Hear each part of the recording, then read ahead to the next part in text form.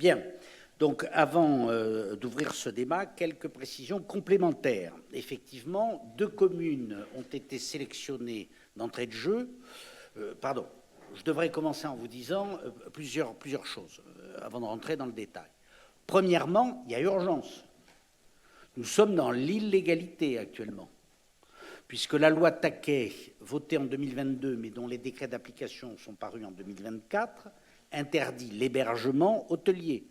Or, 50% des mineurs non accompagnés sont dans des hôtels. Donc il faut vite trouver des solutions alternatives. Nous sommes, comme on dit pudiquement, en risque pénal.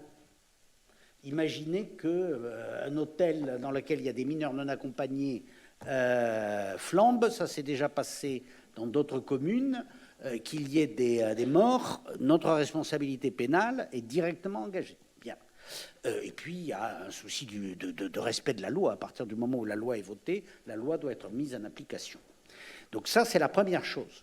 Deuxièmement, il y a déjà 23 ou 24, je ne retiens jamais le chiffre exact, communes qui accueillent des mineurs non accompagnés. Et vous n'en avez jamais entendu parler. Je peux même vous dire, moi j'habite une de ces communes dans laquelle il y a, à l'instant où je vous parle, 88 mineurs non accompagnés. Et le projet dans cette commune est d'en mettre 100. J'ai un peu de mal à imaginer que passer de 88 à 100 va bouleverser l'économie du dispositif. Et j'ajouterai que le maire est parfaitement informé qu'il y a 88 mineurs non accompagnés dans sa commune, puisqu'on a voulu accroître le nombre d'accueil de ces mineurs dans un foyer là où ils sont, mais qui nécessitait de faire des travaux, puisque ce foyer est menacé d'insalubrité, et il a refusé. Donc on a choisi une solution alternative. Mais les 88 mineurs dans cette commune, je défie les habitants de l'avoir su. Personne ne le savait, à part ceux qui gèrent le foyer et qui s'en occupent. Donc on voit bien que si ça existe dans 24 communes, et si on ne nous en a jamais parlé, c'est que ça ne pose pas de problème. Monsieur le préfet a d'ailleurs interrogé à ma demande les services de sécurité, police et gendarmerie, pour savoir si des mineurs non accompagnés étaient concernés par des procédures judiciaires. Le chiffre est effrayant, 0. Et depuis l'origine, c'est une population qui ne pose aucun problème. Je veux insister là-dessus. C'est une population de victimes et pas de coupables. Avoir dit qu'ils allaient organiser au Val-Fouré la colline du Crac, c'est du délit de sale gueule. C'est rien d'autre. Ce sont des jeunes gens victimes de traite humaine, qui payent donc des fortunes sur des familles pauvres pour leur permettre de rejoindre l'Eldorado européen. Bien. Alors après, on peut être contre l'arrivée de populations étrangères sur le territoire national, on peut estimer qu'il faut mieux contrôler les frontières, bref, on peut avoir tous les discours qu'on veut. La réalité, c'est qu'aujourd'hui, dans les Yvelines, il y a 1000 enfants mineurs non accompagnés, moyenne d'âge 16 ans, qui sont là, que le flux est de 1400, hein, donc 400 sortent du dispositif chaque année, ce qui est logique, hein, puisque la moyenne d'âge est de 16 ans. Il y en a qui ont 12 ans, par exemple. Donc, comprenons bien qu'il y a à la fois un sujet d'humanité, mais pour les cyniques, dont je ne suis pas, mais que je veux entendre, c'est aussi un sujet d'efficacité. Si on les laisse dehors, il va bien falloir qu'ils se débrouillent. Donc comment vont-ils faire? Ils vont devenir des enfants des rues. Toutes les villes où on ne s'occupe pas de l'enfance, ben ça fait des délinquants, oui. Je vous confirme que c'est d'ailleurs pour ça, et c'est un des honneurs de la République, que d'avoir institué la protection de l'enfance au lendemain de la Libération. On avait quand même inventé dans notre beau pays les bagnes pour enfants. Et je vous invite à regarder cette littérature. Des gosses qu'on laissait à l'abandon dans les rues et qui n'avaient donc d'autre solution que de voler, voire tuer, et qu'on envoyait après au bagne. Alors vous comprenez bien que si notre avenir, c'est de faire un grand saut en arrière, je ne crois pas que ce soit vraiment ce que souhaitent nos concitoyens. Donc, j'y insiste, c'est une population qui souhaite se former, qui est extrêmement motivés pour cette formation, que ces formations se font en liaison naturellement avec et l'éducation nationale et les organismes de formation, que ça n'impacte en rien les communes, puisque aucun de ces enfants n'est en école primaire.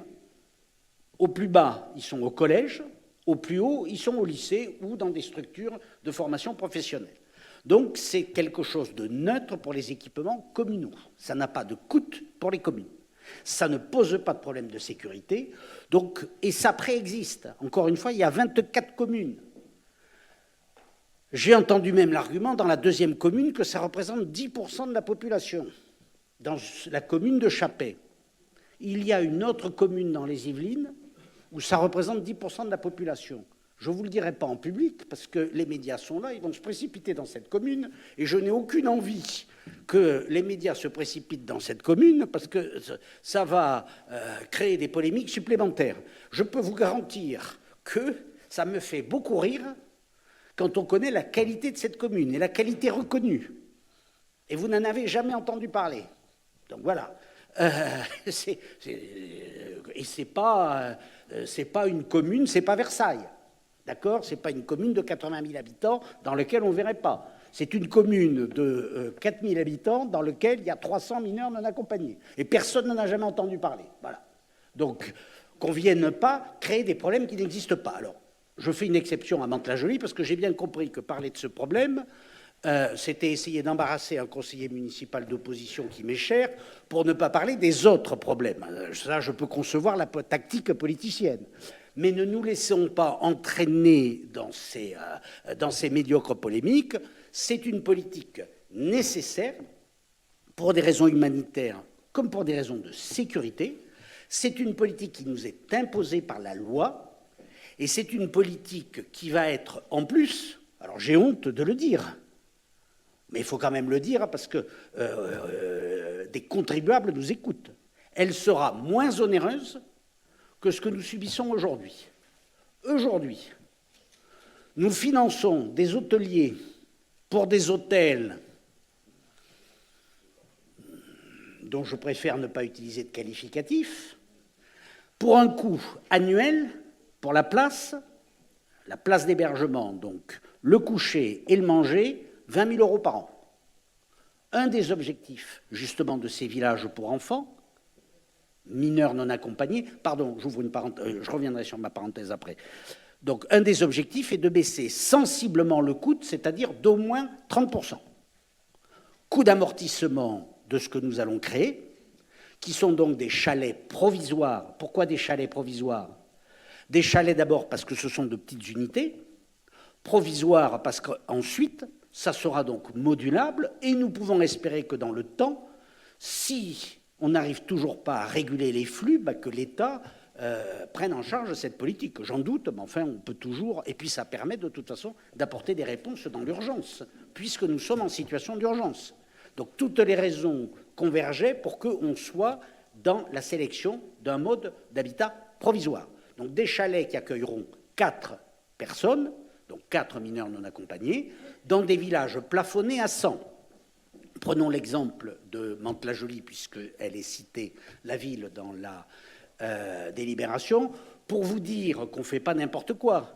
Dans le fameux collège Chénier, à côté duquel on va installer ces chalets, il y a de quoi faire des dortoirs et donc un grand foyer. On pourra en mettre 300.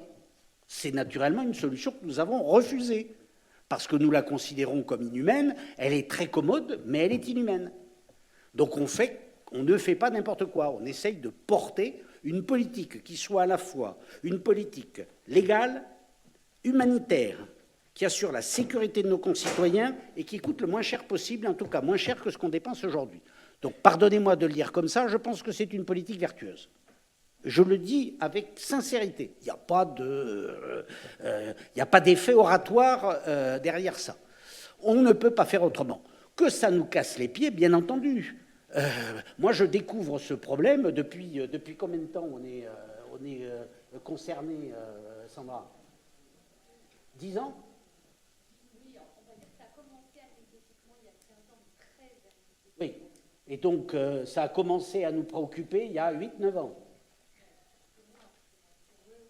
Bon, rendez-vous compte, c'est quelque chose de très récent, alors que l'ASE, c'est quelque chose de très ancien. Soyons bien conscients aussi que si on ne règle pas nos problèmes de mineurs non accompagnés, oui, ce que je voulais vous dire, c'est que le nom le plus stupide qu'on ait inventé, c'est le nom de mineurs non accompagnés. Ce sont des MSA, des mineurs suraccompagnés. Parce que je vous garantis qu'ils sont plus accompagnés que certains gosses qui vivent dans leur famille. Il y a des éducateurs, il y a des enseignants, les villages seront naturellement sécurisés, etc., etc.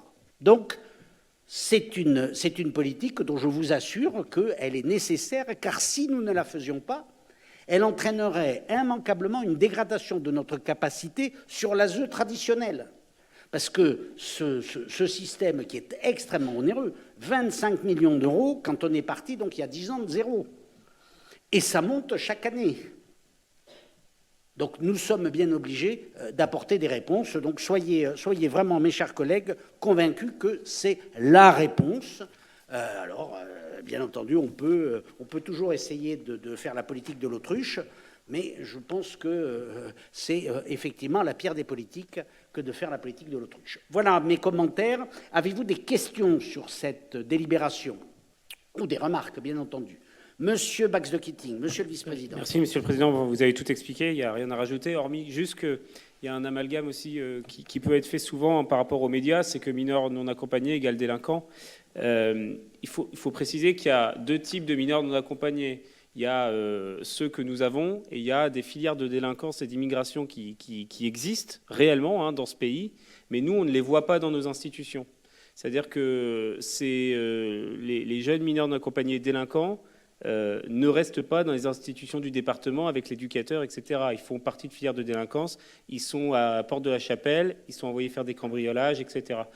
Nous, ce qu'on a dans les institutions, c'est des jeunes qui ont envie de s'en sortir, qui ont envie de bosser, qui sont dans des apprentissages, etc. Donc, parce que souvent, quand je discute, j'entends souvent ça, mineurs non accompagnés, ah oui, mais vous êtes en train de nous faire un centre de délinquants. Mais il ne faut pas faire cet amalgame-là. Il ne faut pas nier la réalité, ça existe, mais ce n'est pas ceux que nous avons en gestion, nous, le département, au quotidien. Voilà. Quand ils sont pris, par exemple, par la police, qui sont amenés dans les institutions départementales, ils fuguent aussitôt. Donc, on ne les voit pas. Merci de ces précisions. Et j'ajouterai que ces mineurs, qui sont donc l'objet de filières de traite d'êtres humains, nous vérifions néanmoins avec toutes les capacités juridiques que la loi nous donne s'ils sont réellement mineurs. Et donc nous ne retenons pas 100% de ceux qui nous sont présentés ou de ceux qui se présentent comme mineurs. Je crois qu'on en retient 60%, c'est ça, Sandra? On en retient 40%.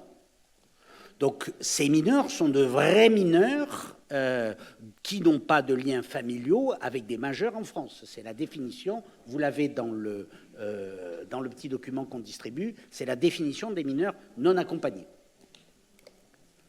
Y a-t-il d'autres remarques ou des questions, mes chers collègues? Madame la vice-présidente Coleman-Sberger. Poser peut-être une question un peu naïve, mais bon, ça c'est une décision du département des Yvelines. Est-ce que les autres départements prennent des décisions similaires ou avec autant d'engagement? Parce que c'est important de le savoir aussi. Comment ça se passe? Alors, à ma connaissance, le département, pour en avoir parlé avec mes collègues présidents de conseils départementaux d'Île-de-France, le département de Seine-Saint-Denis essaye de créer un village. C'est un peu plus compliqué pour eux dans la mesure où c'est un département très urbanisé et petit. Je rappelle que les départements de petite couronne font un 15e des départements d'un département de grande couronne comme nous. Et le département du Val d'Oise aurait, mais je n'ai pas plus de précision, essayé dans un village où il y avait un bâtiment existant, mais là c'était sur un mode de foyer. De toute façon, tous les départements vont être amenés à trouver des solutions. J'ai la faiblesse de penser que nous sommes dans l'anticipation, puisque ce qu'on vous présente aujourd'hui, ça n'a pas été décidé il y a 3 mois. Nous travaillons sur ces sujets avec les services du département depuis une année. Et donc nous avons regardé toutes les solutions possibles.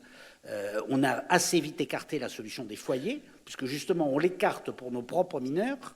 Ça nous paraissait donc absurde de le faire pour d'autres mineurs. Et on s'inspire, comme j'ai eu l'occasion de l'expliquer à l'occasion de la précédente délibération, on s'inspire de cette idée des villages. Sécuriser de la formation, de l'humanité et des économies. Y a-t-il d'autres questions ou remarques, mes chers collègues?